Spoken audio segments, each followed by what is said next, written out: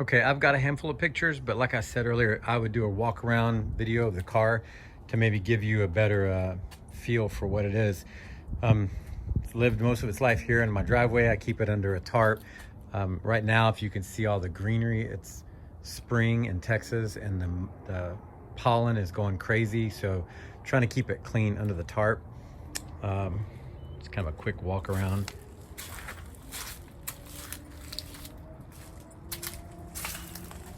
I have the hood popped right now. I'll kind of show you why in a second. But just like I said in my ad, the car is a really solid car. Interestingly, like I wanted to buy it after I crawled up under the car. I looked under the car and got under it. It's so dry, it looks so solid. There's no rust. The drivetrain looks good. And it just had great bones. And you know, as you can kind of see from the pictures and maybe even standing this far back, it's a good looking car. But when you get up close to it, there's plenty of things that are not as clean. Like, I mean, just the paint in general. I don't know that it has a Mako paint job, but that's what it feels like to me. You can see that the top is kind of matte from the fade. It may not have even had clear coat on it. And you can just see kind of imperfections, things like that in there.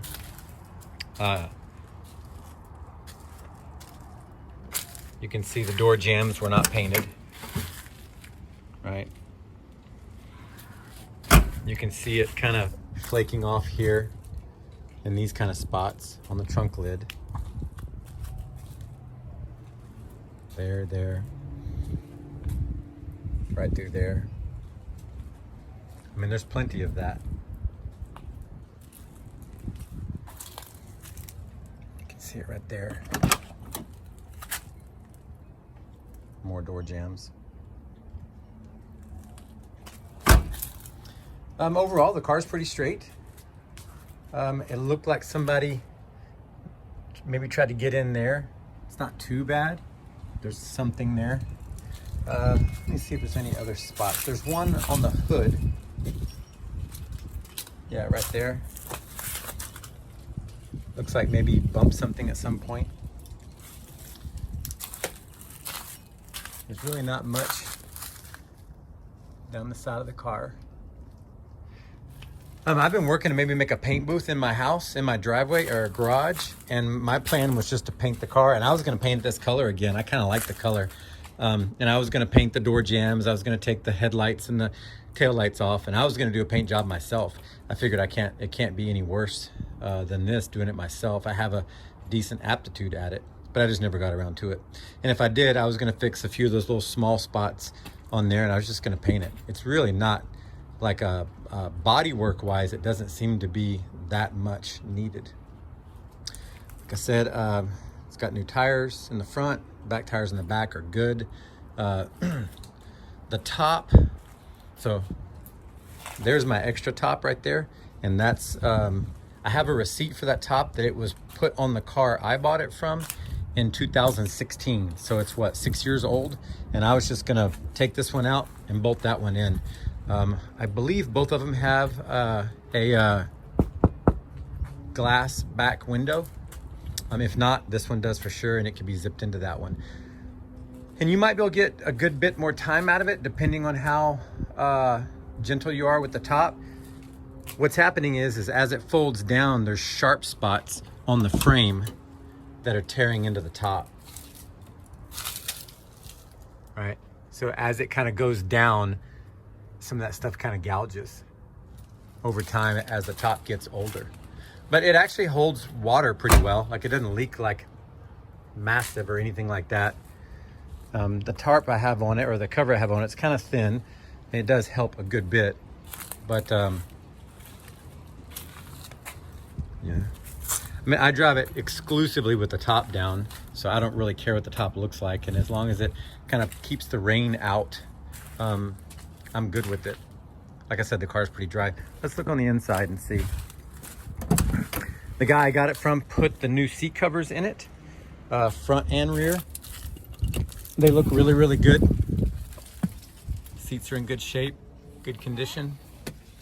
The interior is not too bad. It's a little mismatched. So like you have the white or the cream door panels, and then the gray dash, and then the black seats. The guy I got it from said that he was going to put black carpet in it and maybe kind of continue the black theme. If it was my choice, I probably would have kept gray in it and gone gray all the way around, but whatever. I've converted, so I have, you can almost see it over there. I have a black notch, and I've converted that car to a black interior. And the only thing that I didn't do OEM black were the door panels. I actually painted them with the vinyl paint, and oh my goodness, it came out well. I was really pleased at how well the vinyl paint came out. I think you could probably paint everything in here, you know, if you wanted to get it all black, change the carpet and paint all the plastics and vinyl black, and it would actually look pretty good until you figured out a way to go. Anyway, there's the mileage. What does it say? 43. But to be really honest, I don't pay that much attention to mileage on these older cars. The condition's what matters to me. It could be 143, heck, it could be 243, 343. I don't really know. I haven't really dug into it very much. Let's do a, I tell you what, before we do a cold start, I'll see if I can show some under the car too.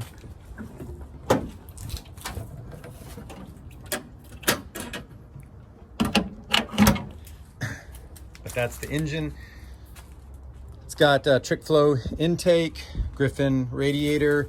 It's had a fan delete, BBK long tube headers, 24-pound injectors. I've got a list of things that I know that's been done to the car. I'll send you that list. BBK throttle body.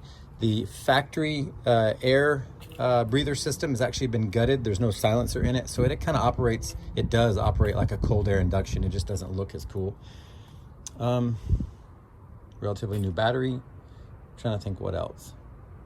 The AC is there, but I'm certain it doesn't work. I haven't really looked into fixing it or anything like that, or even troubleshooting it, but it's all there. You can see that it's cold. See if I can land to the car a little bit. I think that sun may be in your eyes. But the rear diff is clean.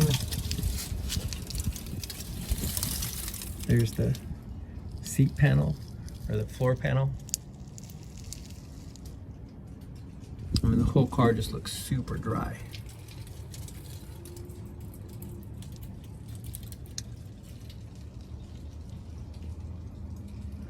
It's sat in my driveway for over 2 years, doesn't leak any fluids.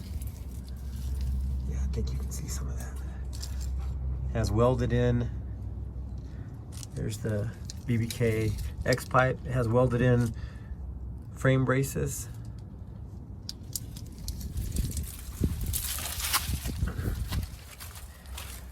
Oh, so here are a few quirks.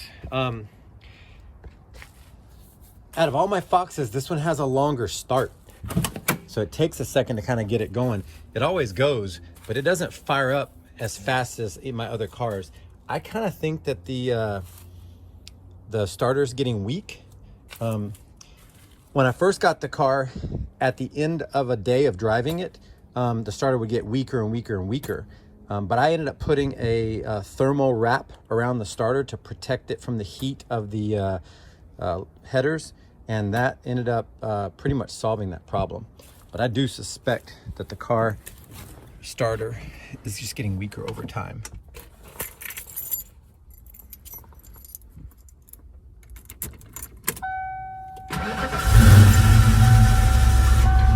Oh, that was good.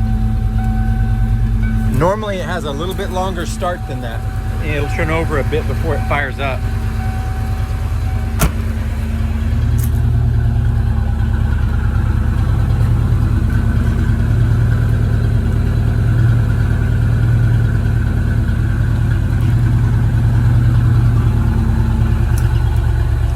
So here's another quirk of the car.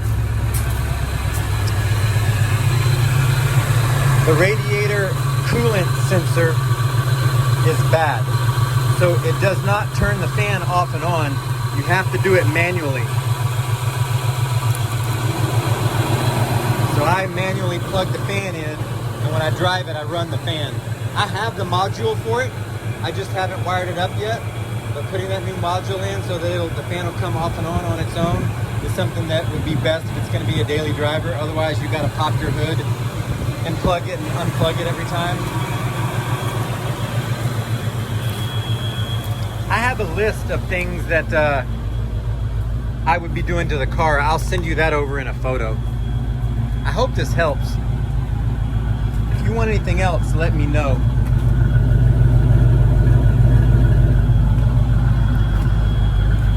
Here.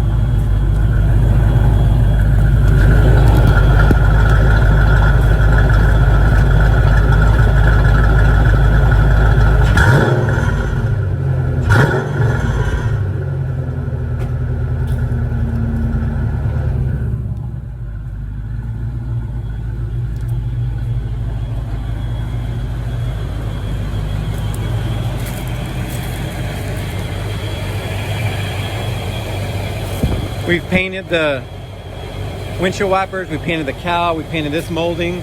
I put new window molding on here. We painted the back molding here. Just a bunch of little bitty small things. I think next I was gonna be painting this molding right there.